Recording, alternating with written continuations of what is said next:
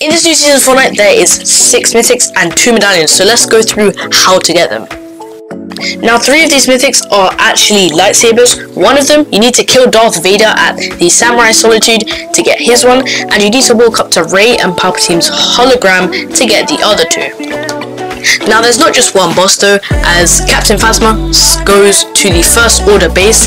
If you take her down, you can get her mythic E11 blaster, and you can also pick up her medallion, which lowers heat strength and also lowers your cooldown on your blasters.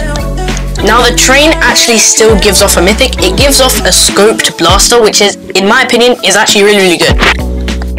Now you have 1 mythic and 1 medallion to go, and you get this by going onto Shogun X's island, taking him down, and by doing that, you then end up getting the blaster pistol mythic and the medallion that Shogun X used to give last season.